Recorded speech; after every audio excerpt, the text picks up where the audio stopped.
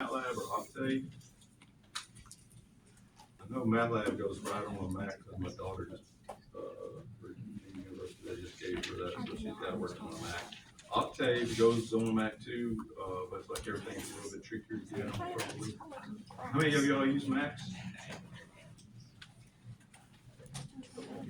Let me know if you have any problems that can kind of help you there. We can get the Xcode project started up, and as a Mac developer, so I use Macs too. I've got Octave on Mac at home. I just don't ever use it. It's been a long time, but I got like that Homebrew. You familiar with that one? Okay. So if you don't do any development on a Mac, but you sign up as if you did, it'll let you have access to all these developer tools. And once you have that, you can install whatever you want to do. Like that, anyways, it looks a little bit more like Linux. I'm using Linux. Are y'all cool enough if I just do this from the command line for the most part? Okay, so we're editing a file. Did we do this with the GUI the other day? Okay. Is that okay? Okay. That is not really a GUI dude. All right. So let's just build a code, and we'll build a script, and we're going to do this Gauss-Seidel approach in a script here. All right, and I use this VI editor, and y'all can use anything you want. You use Notepad. The Octave comes with a GUI editor. However you want to do it, it's good. I learned this editor in 1989 or 88, so I like it. But let's call this GS1.m. All right, so programs, I guess one thing in MATLAB Octave are case sensitive. So I use Fortran a lot. It's a case sensitive program, which is kind of cool.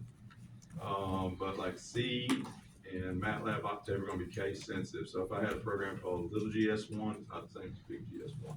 And then the other thing is in your file names, you can't be using hyphens. A lot of y'all want to use a hyphen.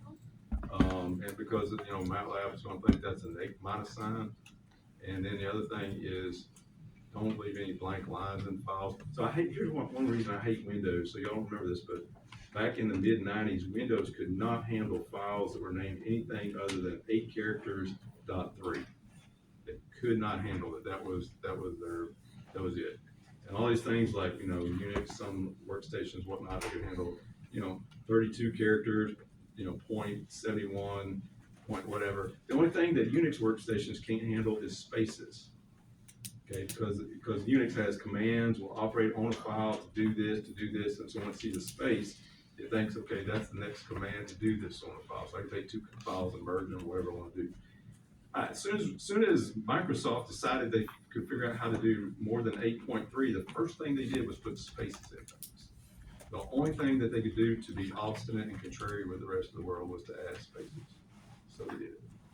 So anyway, I would encourage y'all not to use spaces in any file names, just absolutely in general, really. You can use an underscore if you like, but future you, if you're ever using another system, is not going to like that. Okay, now I can show you some examples of why. Like I can take 2 files, I use diff file1 space file2, and write the difference in 2 files to a third file. And so the spaces are understood as a break in the command structure, if that makes sense. All right, so don't use any like wild special characters like asterisks and stuff like that. Underscores are okay, and just realize that your file names are going to be case sensitive. Oh, and the other thing is you put numbers in them, but they can't start with a number. Okay, because Octave MATLAB is going to look at something that starts with a number and think it's a floating point number, whatnot. So I could not do 1 GSM, but I could do GS1. Okay. All right, so let's make this file right here, and I'm going to do. You can do a couple of things. You can say let me put my glass. I can't see y'all when I do this, but you see my mind. So AMAT, y'all see that okay up there? It's all good. So this is just good practice. We're not going to need it for this particular one because we're going to kind of hard code everything. But so we said that Octave is what kind of language?